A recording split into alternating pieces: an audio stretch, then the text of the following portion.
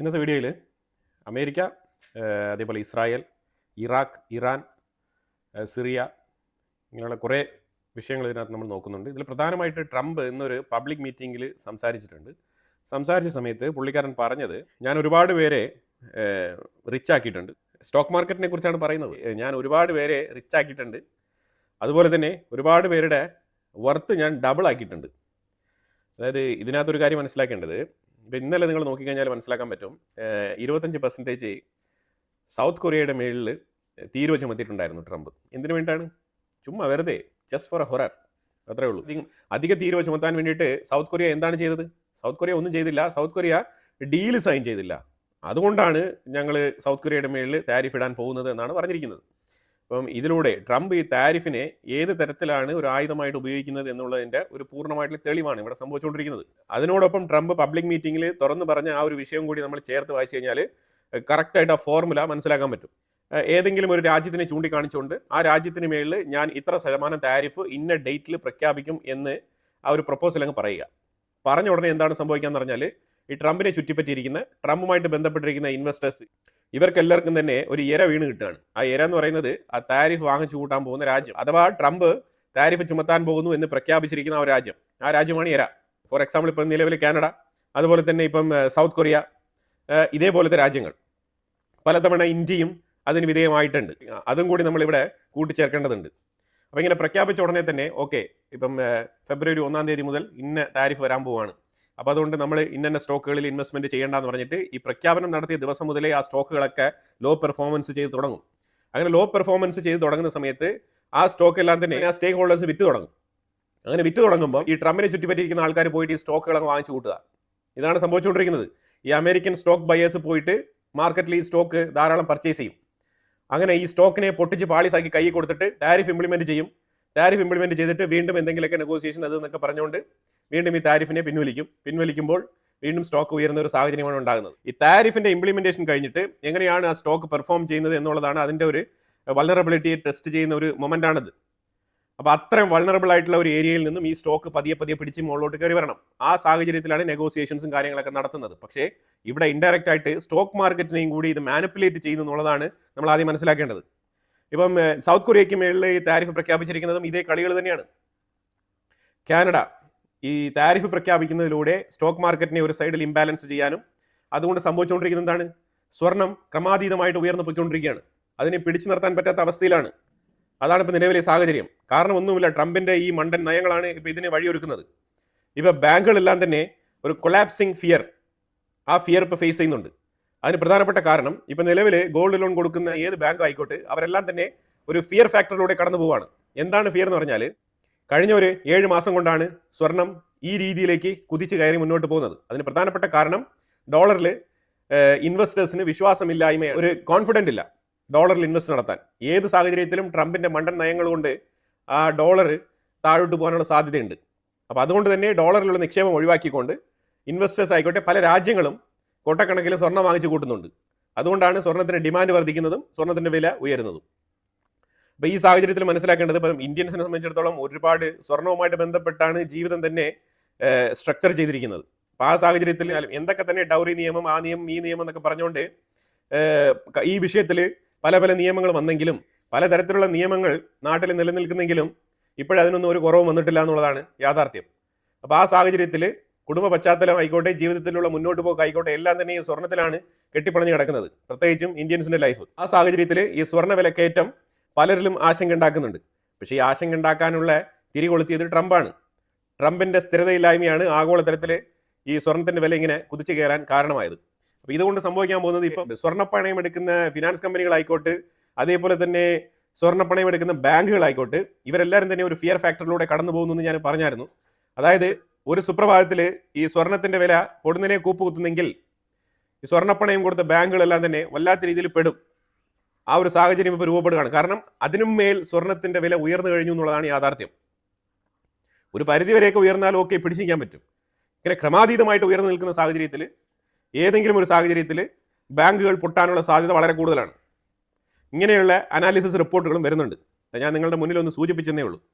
അപ്പോൾ ഈ സ്റ്റോക്ക് മാർക്കറ്റിന്റെ കളി, സ്വർണം, ഡോളർ, ഇതുമായിട്ട് ബന്ധപ്പെട്ട് ബാങ്കുകൾക്കുള്ള പേടി, ഇതെല്ലാമാണ് ഇപ്പം നിലവിൽ ഫൈനാൻഷ്യൽ മേഖലയിൽ ചർച്ചയാകുന്നത്. ഇതിനെയാണ് മാർക്കറ്റ് അണ്ടർ പ്രഷർ എന്ന് വിളിക്കുന്നത്. അപ്പോൾ ഈ സാഹചര്യത്തിൽ ഇടപെടേണ്ടത് ആരാണ്? ഇത് നിയന്ത്രിക്കാൻ ഇടപെടേണ്ടത് വേൾഡ് ട്രേഡ് ഓർഗനൈസേഷനാണ്. അവരിടപെടുവോ? ഇടപെടില്ല. ഇനി ഇടപെടാനെങ്ങാനും പോയി കഴിഞ്ഞാൽ ട്രംപ് പറയും, ഞാൻ വേൾഡ് ട്രേഡ് ഓർഗനൈസേഷന്റെ ഭാഗമല്ല, എന്നെ പുറത്താക്കണമെന്ന് പറഞ്ഞിട്ട് ട്രംപ് തന്നെ സ്വമേധയാ അവിടെ നിന്ന് എക്സിറ്റ് ആവും. ഇതൊക്കെയാണ് നിലവിലെ സാഹചര്യം. Gold price at peak level signal investor deep anxiety എന്നാണ് സ്റ്റേറ്റ്മെന്റ്. സ്വർണം ഫൈനാൻഷ്യൽ സിസ്റ്റത്തിൽ തന്നെ ഒരു സ്ട്രെസ് ഉണ്ടാക്കുകയാണെന്നാണ് പൊതുവിൽ വിലയിരുത്തപ്പെടുന്നത്. നിലവിലെ സാഹചര്യമാണ് പറയുന്നത്. കാനഡയെക്കുറിച്ചൊരു പോസിറ്റീവ് നോട്ട് വന്നിട്ടുണ്ട്. അതായത് അമേരിക്കയുടെ കനത്ത സമ്മർദ്ദത്തിലും ട്രംപ് ഭരണത്തിൽ കയറിയത് തൊട്ടേ കാനഡയ്ക്ക് നല്ല രീതിയിലുള്ള പ്രഷറുണ്ട്.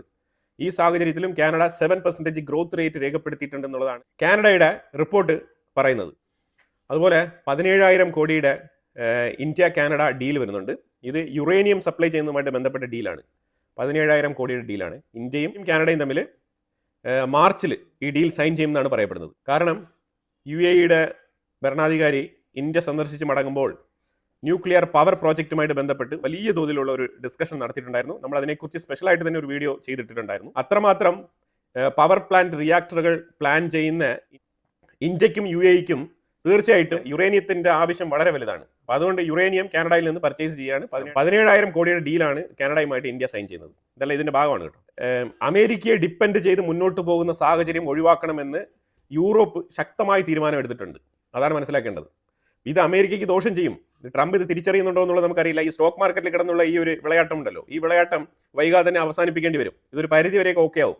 അത് കഴിഞ്ഞാൽ ആൾക്കാർ സ്റ്റേബിൾ ആയിട്ടുള്ള ലോങ് ടേം ഗ്രോത്ത് കാഴ്ചവെക്കുന്ന ഇൻവെസ്റ്റ്മെന്റ് കമ്പനികളിൽ ഇൻവെസ്റ്റ് ചെയ്ത് കഴിഞ്ഞാൽ പിന്നീട് കുറച്ച് റിലാക്സ് ചെയ്യുന്ന സാഹചര്യമായിരിക്കും. ഏറ്റവും കൂടുതൽ ഇൻവെസ്റ്റ്മെന്റ് സ്വർണ്ണത്തിലേക്ക് ആക്കുകയും പിന്നീട് സ്റ്റേബിൾ ആയിട്ടുള്ള GDP ഗ്രോത്ത് രേഖപ്പെടുത്തുന്ന രാജ്യങ്ങളിലേക്ക് അവരുടെ ഇൻവെസ്റ്റ്മെന്റ് മാറ്റുകയും അതോടൊപ്പം അമേരിക്കയ്ക്ക് കൃത്യമായിട്ടുള്ള തിരിച്ചടിയാണ് കിട്ടാൻ പോകുന്നത്. ആ തിരിച്ചടി കിട്ടുന്നതിന്റെ ആദ്യ സൂചന ഇപ്പം India Europe free trade agreement വെച്ചതിൽ ഒരു പ്രധാനപ്പെട്ട എഗ്രിമെന്റ് ഏതാണ്ട് 13 അഡീഷണൽ എഗ്രിമെന്റ്സ് സൈൻ ചെയ്തിട്ടുണ്ട്. അതിൽ ഒരു അഡീഷണൽ എഗ്രിമെന്റിന്റെ ഡീറ്റെയിൽസ് ഞാനിവിടെ പറയാം. അതായത് എൻക്രിപ്റ്റഡ് ബാൻഡ് വിത്ത്, അതായത് ഇന്റർനെറ്റുമായിട്ട് ബന്ധപ്പെട്ട് യൂറോപ്പ് സെപ്പറേറ്റ് ആയിട്ട് അവർക്ക് വേണ്ടിയിട്ട് ഒരു എൻക്രിപ്റ്റഡ് ബാൻഡ് വിത്ത് തയ്യാറാക്കുകയാണ്. ഇതിലൂടെ ശരിക്കും അമേരിക്കയിൽ നിന്നും സെപ്പറേറ്റ് ആവുക എന്നുള്ളതാണ് യൂറോപ്പ് ഉദ്ദേശിക്കുന്നത്. അതായത് ഇന്റലിജൻസ് വിവരങ്ങളെല്ലാം തന്നെ കട്ടാക്കുക, യൂറോപ്പിന് വേണ്ട രീതിയിലുള്ള കാര്യങ്ങൾ കോമ്പാക്റ്റ് ആയിട്ട് അവർക്ക് വേണ്ടി മാത്രം എൻക്രിപ്റ്റഡ് ആയിട്ടുള്ള ഡേറ്റ ഷെയറിങ്ങിലൂടെ മുന്നോട്ട് പോകുക എന്നുള്ളതാണ് അവരുടെ ഉദ്ദേശം. ഇതിന് ഇന്ത്യ സഹായിക്കണമെന്നും കൂടി അവർ പറഞ്ഞിട്ടുണ്ട്. ഇന്ത്യയുമായിട്ട് IT മേഖലയിൽ ഇതുമായിട്ട് ബന്ധപ്പെട്ടുള്ള എഗ്രിമെന്റ് അവർ സൈൻ ചെയ്തിട്ടുണ്ട്. ഇനി സാറ്റലൈറ്റുകളെല്ലാം തന്നെ ISRO ത്രൂ അയക്കാനുള്ള സാധ്യത വളരെ കൂടുതലാണ്. അതിനു വേണ്ടിയിട്ട് സ്പേസ് കൊളാബറേഷൻ എന്നുള്ള നിലയിൽ ഒരു എഗ്രിമെന്റും കൂടി സൈൻ ചെയ്തിട്ടുണ്ട്. ഫ്രാൻസ് ആണെങ്കിൽ ഇതിന്റെ സൂചനയായിട്ട് അവരുടെ വയോപ് കോൾ വീഡിയോ കോൾസിന്റെ എല്ലാ ആപ്പുകളും അമേരിക്കയുമായിട്ട് ബന്ധപ്പെട്ട മൈക്രോസോഫ്റ്റിന്റെയും അതുപോലെ തന്നെ സൂം എന്ന് പറഞ്ഞ ആ ഒരു കോൾ, ഇത് 2 കമ്പനികളെയും ഫ്രാൻസിൽ നിന്ന് തന്നെ ഒഴിവാക്കിയിരിക്കുകയാണ്. അതിന് പകരം ഫ്രാൻസ് ഒരു പുതിയ ആപ്പ് ഇൻട്രൊഡ്യൂസ് ചെയ്തിട്ടുണ്ട്. വിസോ വീഡിയോ ആപ്പ് എന്നാണ് അതിന്റെ പേര്. വിസോ വീഡിയോ ആപ്പാണ് ഫ്രാൻസ് ഇൻട്രൊഡ്യൂസ് ചെയ്തിരിക്കുന്നത്. ഇതെല്ലാം തന്നെ ഇന്ത്യയുമായിട്ട് സംസാരിച്ച സമയത്ത് വളരെ വ്യക്തമായിട്ട് മനസ്സിലാക്കണം. ഇന്നലെ ഒരു വീഡിയോ കണ്ടപ്പോൾ എനിക്ക് ചിരിയാണ് വന്നത്. കാരണം അശ്വിനി വൈഷ്ണവ് എന്ന് പറഞ്ഞ നമ്മളുടെ യൂണിയൻ മിനിസ്റ്റർ സ്വിറ്റ്സർലാൻഡിൽ ദാവോസിൽ സംസാരിച്ചപ്പോൾ IMF ഓഫീസർക്കെതിരെ കൃത്യമായിട്ടുള്ള മറുപടികളാണ് എണ്ണി കൊടുത്തത്. അതിന് വായടച്ച് ഒരു രീതിയിലുള്ള മറുപടിയും പറയാനാവാത്ത അവസ്ഥയിൽ ഇരുന്ന IMF ഉദ്യോഗസ്ഥർ അവിടെ ഉണ്ടായിരുന്നു. IMF ഉദ്യോഗസ്ഥ എന്തോ വലിയ പോയിന്റുകൾ പറഞ്ഞതായിട്ടും അതിന് ഇന്ത്യയുടെ യൂണിയൻ മിനിസ്റ്റർ അശ്വിനി വൈഷ്ണവ് ഒരു രീതിയിലുള്ള മറുപടിയും കൊടുത്തില്ല. എന്തൊക്കെയോ പറഞ്ഞു എന്നുള്ള നിലയിലൊക്കെയുള്ള സ്റ്റേറ്റ്മെന്റുകളാണ് പറഞ്ഞത്. എന്തൊക്കെയോ അല്ല പറഞ്ഞത്, ഇന്ത്യയുടെ കൃത്യമായിട്ടുള്ള പ്ലാനാണ് അവിടെ പറഞ്ഞത്. ആ പ്ലാനിനെ കുറിച്ച് എന്താണ് പറഞ്ഞതെന്നുള്ളതിനെ കുറിച്ച് ഇതിന് മുമ്പുള്ള വീഡിയോയിൽ തന്നെ നമ്മൾ അതിനെക്കുറിച്ച് പറഞ്ഞിട്ടുണ്ട്. അതായത് അശ്വിനി വൈഷ്ണവ് പറഞ്ഞ ഒരു പോയിന്റ് ഉണ്ട് ഇതിനകത്ത്. ഇത് ഞാൻ വീണ്ടും റിപ്പീറ്റ് ചെയ്യാണ്. അതായത് നിങ്ങൾ ഇന്ന് കൊട്ടി ആഘോഷിക്കുന്ന വലിയ തരത്തിലുള്ള AI മോഡൽസ് എന്ന് നിങ്ങൾ വിളിക്കുന്ന ആപ്പുകൾ നിങ്ങളൊന്ന് സ്വിച്ച് ഓഫ് ചെയ്ത് നോക്കൂ. അത് സ്വിച്ച് ഓഫ് ചെയ്ത് നോക്കുമ്പോൾ നിങ്ങൾക്ക് മനസ്സിലാക്കാൻ പറ്റും എന്താണ് അതിന്റെ ഇമ്പാക്ട് എന്നുള്ളത്. ഫോർ എക്സാമ്പിൾ ChatGPT ഇന്ന് കടയടച്ച് പൂട്ടുകയാണെന്ന് വെച്ചോ, നാളെ അതിനുള്ള ഡിമാൻഡ് എന്താണ്, അതിനു വേണ്ടിയിട്ട് ഇന്ത്യയിലുള്ള പോപ്പുലേഷൻ എന്താണ് ഉപയോഗിക്കാൻ പോകുന്നത് എന്നുള്ളതിനെ കുറിച്ച് ചിന്തിക്കൂ. അപ്പൊ അങ്ങനെ ഒരു ഇമ്പാക്ട് ഉണ്ടാക്കുന്ന തരത്തിലുള്ള ഒരു AI സോഫ്റ്റ്വെയർ അല്ലെങ്കിൽ AI മോഡൽ ഉണ്ടെങ്കിലാണ് അതിനെയാണ് നമ്മൾ ഗ്ലോബലി തന്നെ നോക്കി കാണേണ്ടത്.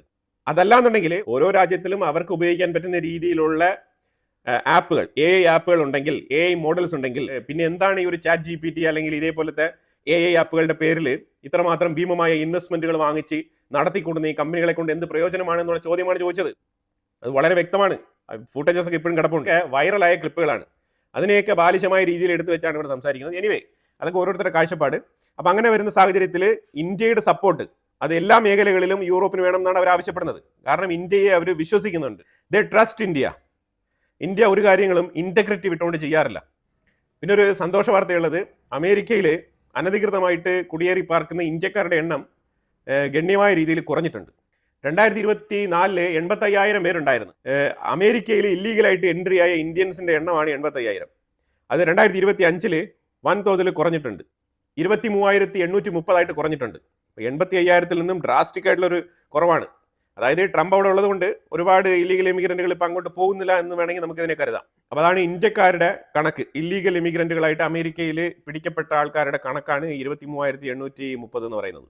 അപ്പോൾ തീർച്ചയായിട്ടും ഈ ഇല്ലീഗൽ ഇമിഗ്രന്റുകളുടെ കാര്യത്തിൽ ട്രംപ് ഒരു പോസിറ്റീവ് ആയിട്ടുള്ള ഒരു അപ്രോച്ച് തന്നെയാണ് നടത്തിയിരിക്കുന്നത്. അത് തീർച്ചയായിട്ടും ആ രാജ്യത്തിനെ സംബന്ധിച്ചിടത്തോളം വളരെ വളരെ പ്രൊഡക്റ്റീവ് ആയിട്ടുള്ള ഒരു വിഷയം തന്നെയാണ്. അതിൽ യാതൊരു ഡൗട്ടില്ല. അതായത് ലക്ഷക്കണക്കിന് പൈസ മുടക്കി 50 ലക്ഷമൊക്കെ മുടക്കി എന്തിനീ അമേരിക്കയിൽ ഇല്ലീഗലായിട്ട് കയറി പോകുന്നത്? 50 ലക്ഷത്തിന് ഇന്ത്യക്കുള്ളിൽ വേറെ എന്തെല്ലാം ബിസിനസ് ചെയ്യാം? അതായത് ആഗോളതരത്തിലുള്ള മറ്റുള്ള രാജ്യങ്ങൾ ഇന്ത്യയാണ് വലിയ മാർക്കറ്റ് എന്ന് പറഞ്ഞിട്ട് ഇങ്ങോട്ട് വന്ന് കച്ചവടം നടത്താനിരിക്കുന്ന സാഹചര്യത്തിലാണ് 50 ലക്ഷമൊക്കെ മുടക്കിയിട്ട് ഇവിടുന്ന് അമേരിക്കയിലോട്ട് കയറി പോകുന്നത്. അവിടെ പോയിട്ട് ബോർഡർ കിടക്കുന്ന സമയത്ത് എന്തെങ്കിലും സംഭവിച്ചാൽ വെടിവെച്ചിടും. അത് പിടിക്കപ്പെട്ടാൽ ബോർഡർ കടക്കുന്ന സമയത്ത് അമേരിക്കയുടെ കണ്ണിൽ പെട്ട് കഴിഞ്ഞാൽ നിങ്ങളെ തട്ടിക്കളയും, ഉറപ്പാണ്. ഈ ബോർഡർ കടന്ന് കുറേ ഡിസ്റ്റൻസ് അകത്തോട്ട് പോയി കഴിഞ്ഞാലാണ് നിങ്ങൾക്ക് ഈ ഒരു ഭീഷണി ഇല്ലാതാവുന്നത്. ഭീഷണി ഇല്ലാതാവുക എന്ന് പറഞ്ഞാൽ മരണഭയം വേണ്ട, പക്ഷെ പിടിക്കപ്പെട്ടാൽ ഡീപ്പോർട്ട് ചെയ്യും. അതാണ് അവസ്ഥ. അപ്പം ഇത്രത്തോളം റിസ്ക് എടുത്ത് പോകേണ്ട കാര്യമുണ്ടോ ഈ 50 ലക്ഷമൊക്കെ മുടക്കിക്കൊണ്ട്? നമ്മൾ റഷ്യ ഉക്രൈനുമായിട്ട് ബന്ധപ്പെട്ട വിഷയത്തിലേക്ക് വന്നു കഴിഞ്ഞാൽ, ഉക്രൈൻ്റെ ഒഡേഷ എന്ന് പറഞ്ഞ പോർട്ട് റഷ്യ അടിച്ച് തകർത്ത് ചിന്നാഭിന്നമാക്കിയിരിക്കുകയാണ്. ഒഡേഷ ഇപ്പം ആ ഒരു പോർട്ട്, അത് ഒറ്റൊരു പോർട്ട് സിറ്റിയാണ് ഉള്ളത് ഉക്രൈൻ. ഇപ്പം ആ ഏരിയയും കൂടി റഷ്യ ഇപ്പം കൈക്കലാക്കുകയാണ്. അതായത് ചുരുക്കി പറഞ്ഞാൽ ഉക്രൈൻ ഒരു ലാൻഡ് ലോക്ക്ഡ് നേഷനായിട്ട് മാറുകയാണ്. അതാണ് മനസ്സിലാക്കേണ്ടത്. ശരിക്കും സെലൻസ്കിയുടെ കയ്യിൽ നിന്ന് പൊയ്ക്കൊണ്ടിരിക്കുന്ന സാഹചര്യമാണ്. സെലൻസ്കി ഇപ്പോഴും പവർ ഷോർട്ടേജ് ഉണ്ടെന്ന് പറഞ്ഞുകൊണ്ട് ജനറേറ്ററും അതൊക്കെ വാങ്ങിച്ചു വെച്ചിട്ട് ഭയങ്കരമായിട്ട് ജനങ്ങൾക്ക് ഇലക്ട്രിസിറ്റി ഉറപ്പുവരുത്താൻ വേണ്ടിയിട്ടുള്ള ശ്രമത്തിലാണ്. എവിടെയൊക്കെ ഇലക്ട്രിക് ഗ്രിഡുകൾ ഓൺ ആകുന്നുണ്ടോ അവിടെയൊക്കെ വീണ്ടും വീണ്ടും ആക്രമണങ്ങൾ നടത്തുകയാണ് റഷ്യ. അപ്പോൾ അതുകൊണ്ട് വല്ലാത്ത ബുദ്ധിമുട്ടിലാണ്. ഗാസയിലെ വിഷയങ്ങളുടെ അപ്ഡേറ്റ്സ് വന്നിട്ട് കുറച്ച് നാളായി. അപ്പോൾ പുതുതായിട്ട് ഇപ്പോൾ കുറച്ച് ഫ്രഷ് അപ്ഡേറ്റ്സ് വന്നിട്ടുണ്ട്. ഗാസയിൽ ഇസ്രായേൽ കൃത്യമായിട്ടുള്ള സ്റ്റേറ്റ്മെന്റ് പറഞ്ഞിട്ടുണ്ട്. അതായത് ഹെസ്ബുള്ള, ഹമാസ്, ഹൂത്തികൾ ഇവരെല്ലാവരെയും ഞങ്ങൾ ഉന്മൂലമാക്കാതെ ഗാസയിൽ റീകൺസ്ട്രക്ഷൻ സ്റ്റാർട്ട് ചെയ്യാൻ സമ്മതിക്കില്ല എന്നുള്ളതാണ് ഇസ്രായേലിന്റെ നിലപാട്. അത് നിങ്ങൾ ബോർഡ് ഓഫ് പീസോ നിങ്ങൾ എന്ത് വേണേലും വിളിച്ചോളൂ, നമുക്ക് അതുമായിട്ട് ഒരു പ്രശ്നവുമില്ല, അതവിടെ നിൽക്കട്ടെ. പക്ഷേ ഇവിടെ പ്രാക്ടിക്കലി നടക്കേണ്ട വിഷയങ്ങൾ നടക്കണം. ഹമാസും ഹെസ്ബുള്ളയും ഹൂത്തികളും അവർ പൂർണ്ണമായിട്ടും ഗാസയിൽ നിന്ന് പിന്മാറണം എന്നാണ് പറഞ്ഞിരിക്കുന്നത്. അതായത് ഹൂത്തികളുടെയും ഹെസ്ബുള്ളകളുടെയും ഇൻഡയറക്റ്റ് സപ്പോർട്ടിൽ ഇവിടെ പ്രവർത്തിക്കുന്ന ഹമാസ് ഒഴിവാവണം തന്നെയാണ് അത് ഉദ്ദേശിക്കുന്നത്. ഞാനിവിടെ മാപ്പ് കാണിക്കുന്നുണ്ട്, ഇത് നിങ്ങൾ കണ്ടു കഴിഞ്ഞാൽ മനസ്സിലാക്കാൻ പറ്റും. ഇതിലെ ജബാലിയ വരെയുള്ള പോർഷൻ ഇസ്രായേൽ അവരുടെ കസ്റ്റഡിയിൽ ആക്കിയിരിക്കുകയാണ്. ജബാലിയ വരെ വളരെ, അതായത് അമേരിക്ക ഉദ്ദേശിക്കുന്നതിനേക്കാളും കുറച്ചുകൂടെ എഫക്റ്റീവായിട്ടാണ് ഇസ്രായേൽ ഇപ്പം മുന്നോട്ട് നീങ്ങുന്നത്. അതായത് ഈ റിയൽ എസ്റ്റേറ്റ് വന്ന് പണിയോ എന്തോ നമുക്കറിയില്ല. അപ്പോൾ അത് ഇസ്രായേലിന് കീഴിൽ വന്ന് പണിതാൽ മതി എന്നായിരിക്കും ഇസ്രായേലിൻ്റെ തീരുമാനം എന്ന് തോന്നുന്നു. ഇസ്രായേലിന് നീക്കം കാണുമ്പോൾ നമുക്ക് അങ്ങനെയാണ് മനസ്സിലാക്കാൻ പറ്റുന്നത്. ഈ ഖാൻ യൂണിസ് ഭാഗത്ത് തന്നെ കഴിഞ്ഞ ആഴ്ച ഒഴിപ്പിക്കൽ നടത്തിയിട്ടുണ്ടായിരുന്നു. അപ്പോൾ അത് ശരിക്കും ഇപ്പുറത്ത് റഫ ഭാഗത്ത് ശരിക്കും ഇന്നലെ ഒരു ആക്രമണം, ഇസ്രായേലിൻ്റെ IDF തന്നെയാണ് ആക്രമണം നടത്തിയത്. ആയുധങ്ങൾ കടത്തുന്നതുമായിട്ട് ബന്ധപ്പെട്ട ഇൻഫർമേഷൻസ് കിട്ടിയെന്നാണ് പറയുന്നത്. പക്ഷെ പലപ്പോഴും ഇപ്പോൾ നമുക്ക് മനസ്സിലാക്കാൻ പറ്റാതെന്ന് പറഞ്ഞാൽ ഈ ബഫർ സോൺ എന്ന് പറഞ്ഞൊരു ഏരിയ കംപ്ലീറ്റ് ആയിട്ട് ഏതാണ്ട് 60% ഗാസ ഇപ്പം ഇസ്രായേലിൻ്റെ കയ്യിലാണ്. എന്നിട്ടും ഈ ഒരു ആയുധക്കടത്തൊക്കെ തുടരുന്നുവെങ്കിൽ അതിലെവിടെയോ എന്തോ ഒരു പ്രശ്നമുണ്ട്. അതാണ് പൊതുവിൽ മനസ്സിലാക്കാൻ പറ്റുന്നത്. അതുപോലെ ഇന്നലെ സദൻ ഗാസ ഭാഗത്ത് ഇസ്രായേൽ ആക്രമണം നടത്തിയിട്ടുണ്ട്. ഹമാസ് തീവ്രവാദികളെ ലക്ഷ്യമിട്ടാണ് ആക്രമണം നടത്തിയിരിക്കുന്നത്. അതുപോലെ നേരെ നമ്മൾ ഇറാന്റെ വിഷയത്തിലേക്ക് വന്നു കഴിഞ്ഞാൽ, ഇറാനും അമേരിക്കയും തമ്മിൽ അങ്ങോട്ടും ഇങ്ങോട്ടും വാക്പോരുകളാണ് നടത്തിക്കൊണ്ടിരിക്കുന്നത്. അതേസമയം സർവൈലൻസ് നടക്കുന്നുണ്ട്. സൗദി അറേബ്യ ഇപ്പം ഞങ്ങളുടെ സ്ഥലം ഉപയോഗിച്ച് ഇറാന്റെ മേലുള്ള ആക്രമണം നടത്തരുത് എന്ന് പറഞ്ഞിട്ടുണ്ട്. പക്ഷെ അതൊക്കെ ജസ്റ്റ് ഫേക്ക് ആയിട്ടുള്ള അതൊക്കെ ജസ്റ്റ് സ്വയം രക്ഷയ്ക്ക് വേണ്ടിയിട്ടുള്ള സ്റ്റേറ്റ്മെന്റുകൾ മാത്രമാണ്. അത് ഞങ്ങളും പറഞ്ഞിരുന്നു അമേരിക്ക എടുത്ത് ഞങ്ങളുടെ സ്ഥലം ഉപയോഗിക്കരുതെന്ന് പറഞ്ഞിട്ട് എന്നുള്ളൊരു നരേറ്റീവ് സൃഷ്ടിക്കാൻ വേണ്ടിയിട്ടാണ് സൗദി അറേബ്യക്ക് ആ സ്റ്റേറ്റ്മെന്റ് പറയുന്നത്. UAE ഓൾറെഡി തന്നെ ഇന്ത്യയോടൊപ്പം ചേർന്ന് ഇറാനെ അനുകൂലിക്കുന്ന നിലപാടാണ് എടുത്തത്. ഇതൊക്കെ ഒരു യുദ്ധത്തിനെ പ്രോത്സാഹിപ്പിക്കേണ്ട, നമ്മളൊക്കെ ഈ റീജിയനിൽ കിടക്കുന്ന ആൾക്കാരാണ് എന്നുള്ള നിലയിൽ ആ രാജ്യങ്ങൾ സ്വീകരിക്കുന്ന നിലപാടാണ്. പക്ഷേ പ്രത്യക്ഷത്തിൽ ഇറാന്റെ മേളിലൊരു ആക്രമണം സൗദി അറേബ്യ എങ്കിലും പ്രതീക്ഷിക്കുന്നുണ്ട്. ഇനി അടുത്ത ടാക്ടിക്സ് എന്ന് പറഞ്ഞാൽ, ഹൂത്തികൾ ഇന്നലെ പറഞ്ഞിട്ടുണ്ട് ഇറാന്റെ മേളിൽ അമേരിക്ക ആക്രമണം നടത്തി കഴിഞ്ഞാൽ ഞങ്ങൾ രംഗത്തിറങ്ങുന്നതാണ് ഹൂത്തികൾ പറഞ്ഞിരുന്നത്. ഇസ്രായേലിന്റെ ടാസ്ക് അമേരിക്ക അഥവാ ഇറാനെ ആക്രമിക്കുന്നുവെങ്കിൽ ഹൂത്തികളെ ഇസ്രായേൽ അറ്റാക്ക് ചെയ്യും, ഹെസ്ബുള്ളകളെയും ഇസ്രായേൽ കൺട്രോൾ ചെയ്യും. ആ സാഹചര്യത്തിലായിരിക്കും അമേരിക്ക ഇറാന്റെ മേളിൽ ഫുൾ ഫോക്കസ്ഡ് ആയിട്ട് ഇറങ്ങുന്നത്. അപ്പം അതിനുള്ള കാര്യങ്ങളെല്ലാം ഇപ്പം ഈ ഒരു ഗ്യാപ്പ് കിട്ടുന്നുണ്ടല്ലോ. അതായത് ഈ ഒരു ഫൈറ്റർ ഫ്ലീറ്റുകളെ കൊണ്ട് അവിടെ ഇട്ടിട്ട് നടത്തുന്ന ഈ ഒരു ഡിസ്കഷൻസും ഗ്യാപ്പ് ഉണ്ട്. ഈ ഗ്യാപ്പിലാണ് ഈ ഡിസ്കഷൻസും കാര്യങ്ങളും ഈ സെറ്റപ്പുകളെല്ലാം നടത്തുന്നത്. തുർക്കിയും നൈജീരിയയും തമ്മിൽ ഡിഫൻസ് പാക്ട്, അവരുടെ ഒരു കോപ്പറേഷൻ കരാർ അവർ നടപ്പിലാക്കിയിട്ടുണ്ട്. അതായത് ഇനിയിപ്പം തീവ്രവാദികൾക്കെതിരെ, അതായത് നൈജീരിയയിലുള്ള ഐസിസ് ഭീകരർക്കെതിരെ, അതായത് ഈ ബൊക്കോ ടീമുകൾക്കെതിരെ തുർക്കി നൈജീരിയൻ ഗവൺമെന്റിനെ പിന്തുണച്ച് രംഗത്തുണ്ടാവും എന്നാണ് മനസ്സിലാക്കാൻ പറ്റുന്നത്. അപ്പോൾ ഇതിനകത്ത് തുർക്കി പറയുന്ന മെസ്സേജ് വേറൊന്നുമില്ല, അതിനിപ്പോൾ അവിടെ വേറെ തീവ്രവാദികളൊന്നും വേണ്ട, തീവ്രവാദികളായിട്ട് ഇവിടെ ഞങ്ങൾ മാത്രം മതി നൈജീരിയയിൽ എന്നാണ് എർദോഗന്റെ നിലപാട്. അപ്പോൾ ഇത് തുർക്കി ഇപ്പം നൈജീരിയയിലോട്ട് പോവുകയാണ്. തുർക്കി ഒരു സ്ഥലത്ത്, തുർക്കി സുഡാനിൽ UAE-ക്കെതിരെ നിലപാടെടുത്തിരുന്ന രാജ്യമാണ്. അതേപോലെ നൈജീരിയയിൽ ഇപ്പം പോയിട്ട് ഇനിയിപ്പോൾ അടുത്ത് അവിടെ കുളമാക്കാൻ വേണ്ടി ഇറങ്ങിയിരിക്കുകയാണ്. അപ്പോൾ ഇങ്ങനെ തുർക്കി കിട്ടുന്ന സ്ഥലങ്ങളെല്ലാം ഇങ്ങനെ ഉപയോഗിച്ചുകൊണ്ട് അവർക്ക് അവരുടെ ഡിഫൻസ് എക്സ്പാൻഷൻ, അതാണ് അവർ ഉദ്ദേശിക്കുന്നത്. അതായത് ഡ്രോൺ മാനുഫാക്ചറിങ് ചെയ്യുക, വിൽക്കുക, പൈസ ഉണ്ടാക്കുക, ഇതാണ് അവരുടെ ലക്ഷ്യം. ആ ഏരിയയിൽ ഫോക്കസ് ചെയ്താണ് തുർക്കി മുന്നോട്ട് നീങ്ങുന്നത്. കാരണം ഗാസ ആയാലും തുർക്കി വരും, പാകിസ്ഥാൻ ആയാലും തുർക്കി വരും, ഇപ്പം നൈജീരിയ ആയാലും തുർക്കി വരും, സുഡാൻ ആയാലും തുർക്കി വരും, ഈജിപ്റ്റ് ആയാലും തുർക്കി വരും, എവിടെ ആയാലും തുർക്കി വരും. കാരണം തുർക്കിക്ക് ആയുധം വിറ്റേ പറ്റൂ. കാരണം അതിൽ അവർ ഭയങ്കരമായിട്ട് മുന്നോട്ട് പോകണം എന്നാണ് ആഗ്രഹിക്കുന്നത്. അതിൽ നിർണായകമായിട്ടുള്ള ഗ്രോത്ത് അവർക്ക് രേഖപ്പെടുത്തിയിട്ടുണ്ട്. അത്യാവശ്യം നല്ല രീതിയിൽ അവർ വിറ്റിട്ടുണ്ട്. അതും കൂടി നമ്മൾ ഇവിടെ പറയണം. അപ്പോൾ ഇനി അടുത്ത ഇര നൈജീരിയ. നൂരി അൽ മാലിക്കി എന്ന് പറയുന്നത് ഇറാഖിന്റെ പുതിയ പ്രൈം മിനിസ്റ്ററാണ്. അവിടെ ഇലക്ഷൻ നടന്ന് പുതുതായിട്ട് ഒരു വ്യക്തി തെരഞ്ഞെടുക്കപ്പെട്ടിരിക്കുകയാണ്. ഡെമോക്രാറ്റിക് മെത്തേഡിൽ തെരഞ്ഞെടുക്കപ്പെട്ട പ്രൈം മിനിസ്റ്ററാണ് നൂരി അൽ മാലിക്കി. ഇറാനെ ആക്രമിക്കുന്നത് ശരിയല്ല എന്നുള്ള നിലപാടാണ് നൂരി അൽ മാലിക്കിക്ക് ഉള്ളത്. ഇപ്പം ഇതിനു മുമ്പ് സുഡാനിയാണ് അവിടെ പ്രൈം മിനിസ്റ്ററായിട്ട് ഉണ്ടായിരുന്നത്. പുള്ളിക്കാരൻ ഇപ്പം അൽ മാലിക്കിയെ ഞാൻ ഇറാഖിന്റെ പ്രൈം മിനിസ്റ്ററായിട്ട് അംഗീകരിക്കുന്നില്ല എന്ന് ട്രംപ് പറഞ്ഞിട്ടുണ്ട്. ഈ ട്രംപ് ആരാണ്? അതാണ് മനസ്സിലാക്കേണ്ടത്. അതായത് ട്രംപിന്റെ ഒരു സ്വഭാവ ശൈലി വെച്ചിട്ട് നോക്കുമ്പോഴത്തേക്ക് മനസ്സിലാക്കാൻ പറ്റുന്നത്, അതായത് അമേരിക്ക വിചാരിക്കുന്ന ആൾക്കാർ വേണം ഒരു രാജ്യത്തിന്റെ പ്രധാനമന്ത്രിയോ അല്ലെങ്കിൽ പ്രസിഡന്റോ ആവാനെന്നുണ്ടെങ്കിൽ പിന്നെ ഇലക്ഷൻ നടത്തേണ്ട ആവശ്യമില്ലല്ലോ. പിന്നെ എന്ത് തരത്തിലുള്ള democracy, oldest democracy in the world എന്ന് അവകാശം പറഞ്ഞുകൊണ്ടിരിക്കുന്ന ട്രംപിന് എന്ത് കാര്യമാണുള്ളത് ഇപ്പം ഇതിനകത്ത് ഇടപെടാൻ? അവിടെ എന്തോ ആയിക്കോട്ടെ, അവിടെ ഐസ് ആയിക്കോട്ടെ, തീവ്രവാദി ആയിക്കോട്ടെ, അവരെന്തോ ആയിക്കോട്ടെ, പക്ഷെ അതൊക്കെ തീരുമാനിക്കേണ്ടത് ആ രാജ്യത്തിന്റെ ഉള്ളിലാണ്. ആ രാജ്യത്തിന് ഒരു അതിർത്തി ഉണ്ടല്ലോ, ആ രാജ്യത്തിനൊരു ബോർഡർ ഉണ്ട്. ഇപ്പുറത്ത് സിറിയയുടെ ബോർഡർ ഉണ്ട്, ഇപ്പുറത്ത് ഇറാന്റെ ബോർഡർ ഉണ്ട്. അപ്പൊ ആ രാജ്യത്തിന്റെ ഉള്ളിലുള്ള ബോർഡർ ഉണ്ട്. ആ ബോർഡറിന്റെ ഉള്ളിൽ ഉള്ള ജനങ്ങളല്ലേ തീരുമാനിക്കേണ്ടത്. ആ ജനങ്ങൾ വോട്ടിട്ട് തീരുമാനിച്ച് തെരഞ്ഞെടുത്ത് വെച്ചിരിക്കുന്ന പ്രൈം മിനിസ്റ്ററിനെ ട്രംപ് അംഗീകരിക്കുന്നില്ല എന്ന് പറഞ്ഞിട്ട് എന്ത് കാര്യമാണുള്ളത്? അപ്പൊ അതായത് അവിടെയും ഞാൻ കയറി കുളമാക്കും, അഥവാ നിക്കോളസ് മദ്രാവിനെയും അയാളുടെ ഭാര്യയും പിടിച്ചുകൊണ്ട് പോയതുപോലെ ഇറാഖിന്റെ ഉള്ളിലും ഒരു സെയിം സെനാരിയോ ക്രിയേറ്റ് ചെയ്യാൻ വേണ്ടിയിട്ട് ട്രംപ് ശ്രമിക്കുകയാണോ എന്നുള്ളത് നമുക്കറിയില്ല. അത് വേറെ ഒന്നുമല്ല, ഇറാഖ് ഇറാനെതിരെയുള്ള നിലപാടുകൾ എടുക്കുന്നില്ല, സപ്പോർട്ടും ചെയ്യുന്നില്ല. പ്രത്യേകിച്ച് ട്രംപ് പറയുന്ന വിഷയങ്ങൾ ഒബേ ചെയ്ത് മുന്നോട്ട് പോകാൻ തയ്യാറല്ല. അവർ ന്യൂട്രലായിട്ട് നിന്നോളാം എന്നാണ് പറയുന്നത്. പക്ഷെ ആ ന്യൂട്രാലിറ്റി പോരാ, അമേരിക്കയ്ക്ക് അനുകൂലമായിട്ടുള്ള നിലപാടുകൾ എടുക്കണം എന്നാണ് ട്രംപ് ആവശ്യപ്പെടുന്നത്. ട്രംപ് ഓൾറെഡി തന്നെ അവിടുത്തെ ബേസ് ഒക്കെ ഒഴിവാക്കി. ഇനി എർബിൽ എന്ന് പറഞ്ഞ സ്ഥലത്ത് മാത്രമാണ് ആകെക്കൂടി ഒരു അമേരിക്കൻ ബേസ് ഉള്ളത്. ഇനി എന്തിനാണ് പോയിട്ട് പിന്നെ വീണ്ടും അവിടെ തോണ്ടാൻ നിൽക്കുന്നത് എനിക്കറിയത്തില്ല. ഇപ്പം അൽമാലിക്കിയെ, ഈ നൂരി അൽമാലിക്കിയെ ഇറാഖിന്റെ പ്രൈം മിനിസ്റ്ററായിട്ട് ഞാൻ അംഗീകരിക്കില്ല എന്ന് സോഷ്യൽ മീഡിയയിൽ പോസ്റ്റ് ചെയ്തിട്ടുണ്ട്. ആ സോഷ്യൽ മീഡിയ പോസ്റ്റ് പറയുന്നത് എങ്ങനെയാണ്: I M hearing that the great country of Iraq might make a very good bad choice by reinstalling Nouri al-Maliki as prime minister. Last time Maliki was in power, the country descended into poverty and total chaos. That should not be allowed to happen again because of his insane policies and ideologies. If elected, the United States of America will no longer help Iraq. If we are not there to help. Iraq has zero chances of success, prosperity or freedom. Make Iraq great again.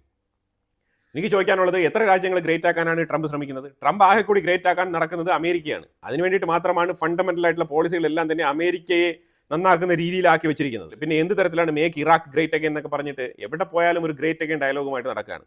ഇപ്പോൾ ഇവിടെ അൽമാലിക്കി എന്ന് പറഞ്ഞ ഈ വ്യക്തി ഇതിനു മുമ്പ് Iraq ഭരിച്ചിരുന്ന ആളാണ്. അപ്പോൾ ഈ അൽമാലിക്കിയെ തിരഞ്ഞെടുക്കാനുള്ള റൈറ്റ് ഉള്ളത് ഇറാഖിന്റെ ജനങ്ങൾക്കാണ്. അപ്പോൾ അതായത് അമേരിക്കയുടെ സഹായം ഇറാഖിന് വേണമെന്നുണ്ടെങ്കിൽ അൽമാലിക്കി തിരഞ്ഞെടുക്കപ്പെടാൻ പാടില്ല. ഇതിന്റെ അർത്ഥം എന്താണ്? ഇതിന്റെ അർത്ഥം വേറെ ഒന്നുമില്ല, ഡെമോക്രാറ്റിക് ഇലക്ഷനെ സ്വാധീനിച്ച് വഴിതിരിച്ചു വിടാൻ വേണ്ടിയിട്ട് ട്രംപ് ശ്രമിക്കുകയാണ്. അതാണ് ഇപ്പോൾ നമുക്കിവിടെ കാണാൻ കഴിയുന്നത്. ഇറാഖിൽ എന്തോ ആയിക്കോട്ടെ, ഇറാഖിൽ ഇപ്പം അൽമാലിക്കി വന്നാലും സുഡാനി വന്നാലും അവിടെ തീവ്രവാദമാണ് ഏറ്റവും കൂടുതൽ മുന്നിൽ നിൽക്കുന്നത്. അതിപ്പോൾ മാലിക്കി വന്നാൽ എന്ത്, സുഡാനി വന്നാലും നമുക്കെന്ത്, ഇതിൽ യാതൊരുവിധ വിഷയവുമില്ല. അമേരിക്ക നിൽക്കുന്നതും അമേരിക്ക നോക്കുന്നതെല്ലാം അവിടുത്തെ എണ്ണവളം, അവിടുത്തെ ഓയിൽ റിസോഴ്സസ്, അതുപോലെ തന്നെ അവിടെ ഇവർക്ക് അമേരിക്കൻ ബേസസ് ഉണ്ട്. ആ ബേസിൽ നിന്നും ഇറാനെ മോണിറ്റർ ചെയ്യാം. അമേരിക്കയ്ക്ക് ഇറാഖുമായിട്ടുള്ള താല്പര്യങ്ങളും ബന്ധങ്ങളും വളരെ വലുതാണ് എന്നാണ് നമുക്ക് ഇതിനകത്ത് മനസ്സിലാക്കാൻ പറ്റുന്നത്. അപ്പോൾ തീർച്ചയായിട്ടും അൽമാലിക്കി വരാൻ പാടില്ല എന്ന് ട്രംപ് പറയുന്നുണ്ട്. എന്നാ പിന്നെ ഇറാഖിൽ ഇലക്ഷൻ നടത്തണ്ട, എന്തിന് ഇലക്ഷൻ നടത്തുന്നത്? അപ്പം ഇങ്ങനെയുള്ള ഡെമോക്രസികളെ അട്ടിമറിക്കുന്ന ലോകത്തിലെ ഏറ്റവും പഴക്കമുള്ള ഡെമോക്രസി ഹാൻഡിൽ ചെയ്യുന്ന രാജ്യമായിട്ടുള്ള അമേരിക്ക രംഗത്തിറങ്ങിയിരിക്കുകയാണ്. സിറിയയെ സംബന്ധിച്ചിടത്തോളം ഈ മാപ്പ് നിങ്ങളൊന്ന് ശ്രദ്ധിച്ചോളൂ. സിറിയയിൽ ഈ ടോപ്പ് എഡ്ജിൽ കാണുന്നത് ആ ഒരു ഏരിയ മാത്രമാണ് ഇപ്പം നിലവിൽ ഈ കുർദുകളുടെ കയ്യിലുള്ളത്. ബാക്കിയുള്ള എല്ലാ പോർഷൻസും എച്ച് ടി എസ് കൈയടക്കിയിരിക്കുകയാണ്. ഈ ഹസാക്ക എന്ന് പറഞ്ഞ ആ ഒരു സ്ഥലത്തിൻ്റെ തൊട്ട് മുകളിൽ ആ ഏരിയ മാത്രമാണ് ഇപ്പം ഈ കുർദുകളുടെ കയ്യിലുള്ളത്. ഇപ്പുറത്തൊരു ചെറിയ പോർഷൻ കാണിക്കുന്നുണ്ട്. അതും ഇന്നലെ HTS ഈ ഏരിയ ക്യാപ്ചർ ചെയ്തതായിട്ടാണ് മനസ്സിലാക്കാൻ പറ്റുന്നത്. ഞാൻ ഈ എഡ്ജിൽ ആരോ മാർക്ക് കാണിക്കുന്ന ആ ഒരു ഏരിയയിൽ മാത്രമാണ് ഇപ്പം. അതും വൈകാതെ തന്നെ HTS പിടിച്ചെടുക്കുമെന്നാണ് മനസ്സിലാക്കാൻ പറ്റുന്നത്. അവിടെ ഏറ്റവും കൂടുതൽ മഞ്ഞുവീഴ്ചയാണ്. ഈ മഞ്ഞുവീഴ്ച ഉള്ളതുകൊണ്ട് തന്നെയാണ് ആ ഏരിയയിലേക്ക് കൂടുതൽ ഇവർക്ക് ഫോഴ്സിന് മുന്നോട്ട് പോകാൻ പറ്റാത്തത് എന്നാണ് വാർത്തകൾ വരുന്നത്. പിന്നെ അമേരിക്ക ശരിക്കും ഈ ഏരിയയിൽ ഈ മാപ്പിൽ കാണിക്കുന്ന ഈ യമൻ്റെ തൊട്ട് ഓപ്പോസിറ്റിൽ കിടക്കുന്ന കംപ്ലീറ്റ് ദ്വീപുകളും ആ ദ്വീപുകളിലും ശരി തന്നെ ആ ഒരു സൊമാലിലാൻഡ് അതേപോലെ അവിടെ കിടക്കുന്ന വെറ്റ്ലാൻഡിലൊക്കെ നിരീക്ഷണങ്ങൾ ശക്തമാക്കിയിട്ടുണ്ട്. ഇസ്രായേലിന് കൃത്യമായിട്ടുള്ള ബേസുകൾ അവിടെ അറേഞ്ച് ചെയ്ത് കൊടുത്തിരിക്കുകയാണ് ഇവിടുത്തെ ദ്വീപുകളിലെല്ലാം.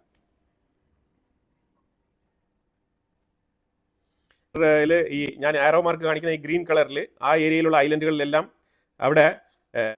അവിടെല്ലാം തന്നെ എയർ ബേസുകളുണ്ട്. അവിടെ ഫ്ലൈറ്റ് ലാൻഡ് ചെയ്യാം, അതേപോലെ ടേക്ക് ഓഫ് ചെയ്യാം.